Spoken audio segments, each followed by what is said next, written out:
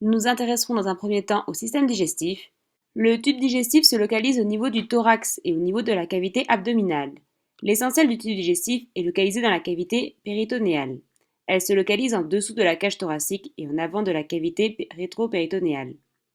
Je vous rappelle aussi que nous pouvons diviser la cage thoracique en 9 cadrans.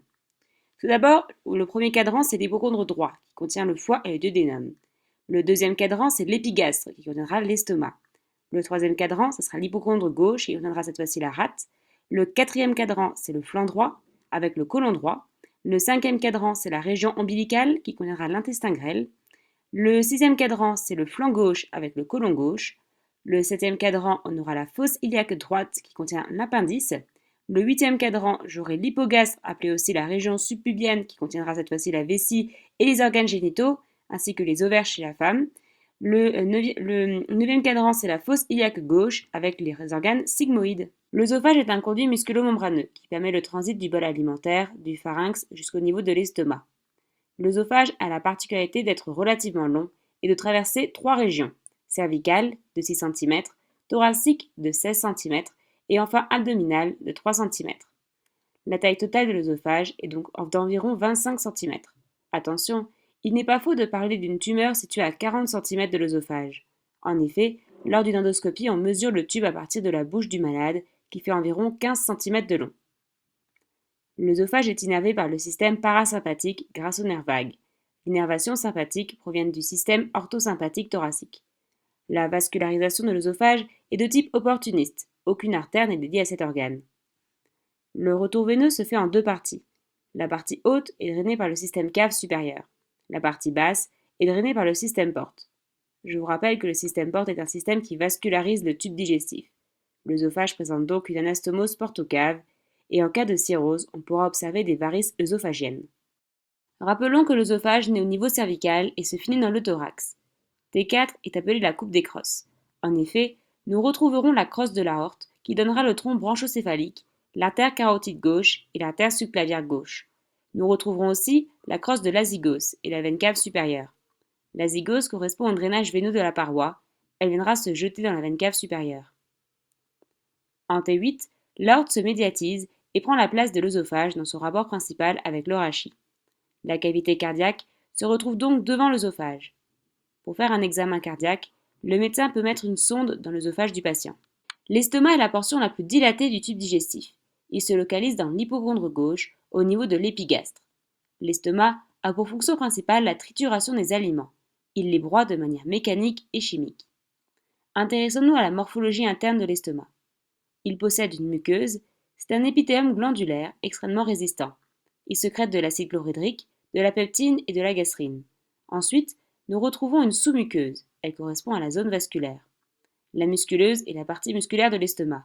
C'est une couche très épaisse de l'estomac qui permet ainsi le broyage des aliments.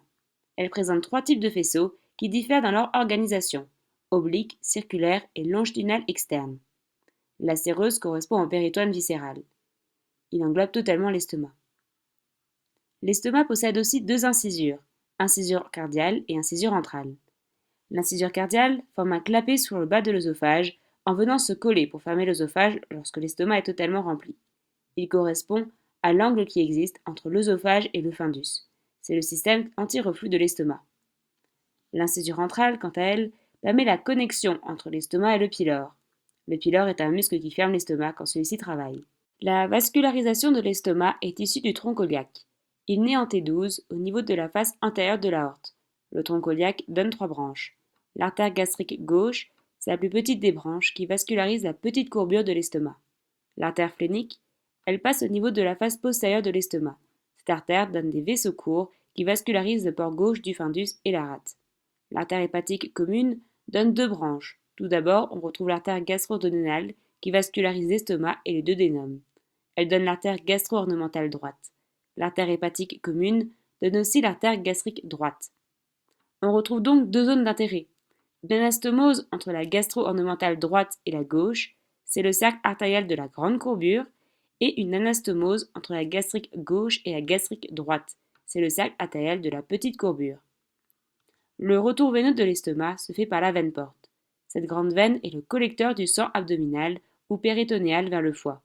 Tout le tube digestif creux, la rate et le pancréas se collectent vers la veine porte puis vers le foie. Pour rappel, le foie est l'épurateur du corps. L'intestin grêle est indispensable à la vie car il permet la réabsorption des nutriments. Il fait suite au duodénum et s'étend sur plusieurs mètres. Il se termine au niveau du bas-fond coécal et s'insère au niveau de la valvule iléocoécae. Au niveau de la morphologie interne de l'intestin grêle, il faut tout d'abord savoir que l'intestin possède une muqueuse. Elle se localise dans la lumière de l'intestin et présente d'importantes villosités. C'est la muqueuse qui est en contact avec le bol alimentaire qui traverse le grêle. Elle correspond à la zone de réabsorption des nutriments. La sous-muqueuse est la lame porte-vaisseau. C'est à ce niveau qu'on trouve les éléments vasculaires qui arrivent du mésentère et qui vascularisent le grêle. La musculeuse est constituée de deux couches, une couche circulaire interne et une couche longitudinale externe. Et enfin, on aura une séreuse, qui correspond à du péritoine. Tout l'intestin grêle dispose d'une séreuse, hormis la portion en contact avec le mésentère. Pour rappel, le mésentère est raccordé à la paroi postérieure par une zone d'accolement appelée la racine du mésentère. L'intestin grêle est vascularisé par les vaisseaux mésentériques supérieurs. La portion initiale de l'intestin grêle s'appelle le jéjunum. La portion finale s'appelle l'iléon. Mais on n'a pas vraiment de zone de transition entre les deux. Il faut savoir en fait que le jéjunum a une portion horizontale, tandis que l'iléon a plutôt une orientation verticale. L'intestin grêle a une vascularisation qui est très développée. L'artère mésentérique supérieure donne des arcades vasculaires qui s'anastomosent entre elles pour aller vasculariser l'intestin grêle. Il y a une inégalité de vascularisation entre la portion proximale de l'intestin et la portion distale. Et donc ce qui amène que la portion distale est plus sensible aux perturbations ischémiques et elle est moins importante d'un point de vue d'absorption nutritionnelle. En effet, cette partie distale sera même appelée avasculaire. La vascularisation veineuse suit la vascularisation artérielle, et tout remonte au niveau de la veine mésentérique supérieure. Le foie est l'organe le plus volumineux de la cavité abdominale. Il est essentiellement localisé dans l'hypocondre droit. Le foie est une glande indispensable à la vie, de par sa fonction d'épurateur. Il pèse environ 1,5 kg et a pour fonction de recycler les nutriments. Il synthétise la bile et aide à digérer les graisses. Le foie a trois faces. Une face antérieure, elle présente un gros lobe de foie droit et un petit lobe de foie gauche. La face postérieure, où l'on retrouve la veine cave inférieure. Cette veine passe en arrière du foie. La face inférieure, où la veine porte pénètre dans le hile à la face inférieure. L'épuration sanguine se fait par le foie. L'épuration se fait par des petits espaces portes. C'est la veine porte qui ramène le sang chargé de nutriments, mais aussi de toxiques. Le sang est drainé au niveau des espaces portes. Il passe entre les hépatocytes. Au niveau de chaque espace porte, on a une veine centrolobulaire. Cette veine se draine progressivement vers les veines suhépatiques. Les veines suhépatiques se dirigent ensuite vers la veine cave inférieure. Ce qui veut dire qu'entre le trajet de la périphérie de l'espace porte vers le centre, le sang est épuré de ses déchets qui sont renvoyés dans les canaux biliaires par l'intermédiaire de la bile. Les nutriments sont stockés dans les cellules hépatiques. La vascularisation hépatique assure donc le caractère nutritionnel du foie. La rate est un organe localisé dans l'hypocondre droit. Elle est aussi protégée par la cage thoracique. La rate n'est pas indispensable à la vie. C'est un organe lymphoïde, elle a donc une fonction de présentation d'antigènes. Elle nous aide à nous défendre contre les infections.